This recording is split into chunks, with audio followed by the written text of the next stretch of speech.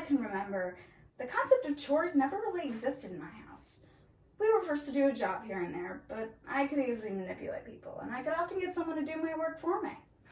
But recently, I created a house schedule and gave my little sisters all the hard jobs, just so I didn't have to overexert my manipulation muscles, of course.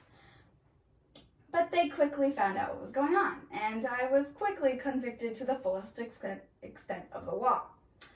I'm not kidding, we actually had a court in our living room. But eventually, I realized that my actions were unethical. But you know what else is unethical? Modern American consumerism, of course. That's right, ladies and gentlemen. Today we will be talking about ethical consumption. Whether it's YouTuber merch, Kylie Jenner's Rise and Shine hoodies, or just the existence of Jeff Bezos, I think we can all agree that modern American consumerism has devolved into purely unethical practices. So today I will present to you the origins of ethical consumption.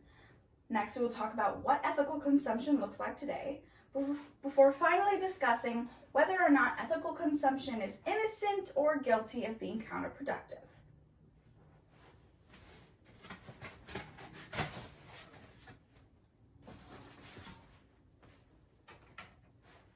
The concept of consumers having a moral responsibility when choosing where to spend their money is a relatively new concept, because we haven't always lived in a world where companies even exist.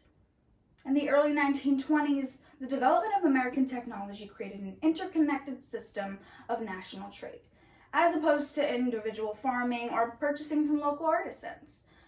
And alas, unethical corporations were born, because this system incentivized efficiency to maximize production and affordability to maximize profit margins, forever making bottom-line workers disposable and the environment just a means of making a profit. Ethical consumption strives to keep these companies accountable. Keeping them accountable for their actions creates better companies, contributing to a better world.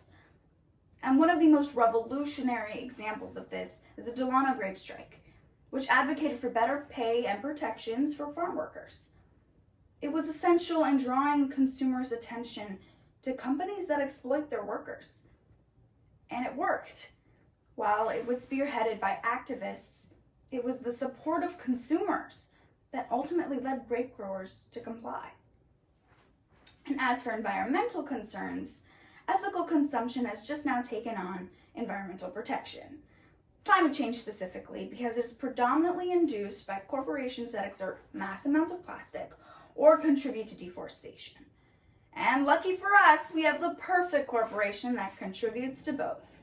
Yep, Nestle. Nestle has been the villain of ethical consumption for quite some time. I'm talking ethical violation after ethical violation. Mislabeling products, slave labor, illegal control of the chocolate industry. But its biggest contribution to the demise of our planet are its insane amount of produced plastic and its contributions to deforestation. Greenpeace has called them out on these environmental impacts through the years and has called their supporters to change Nestle's policies. And after 8 weeks of campaigning in 2010, they did just that. Nestle agreed to a zero deforestation policy for their palm oil supply. And after constant consumer critique, Nestle finally agreed to make 100% of their packaging recyclable or reusable by 2025.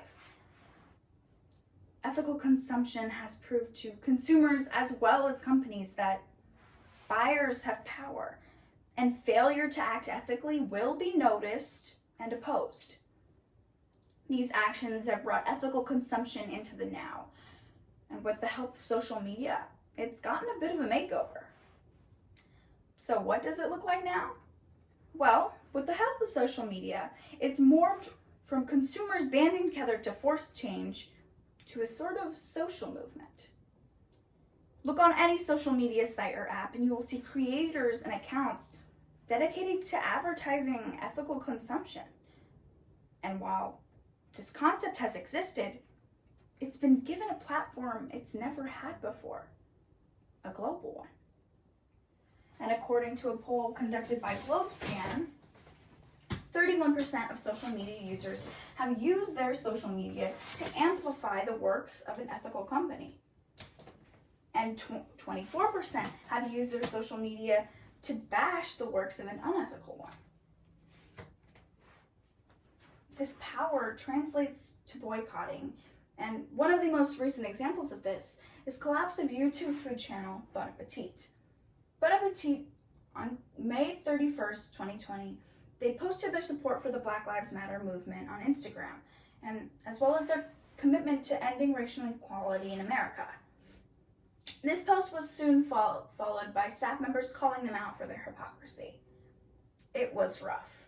There were racist and sexist tweets, a Confederate flag cake, brown-faced pictures from the editor-in-chief. But what was most notable was BA's disgusting exploitation of their staff members of color. Staff members like Sol El-Whaley came forward talking about how they weren't fairly compensated for their work, while their white counterparts were. Users, subscribers of the magazine, and viewers of the channel all banded together to expose this disgusting treatment of people of color.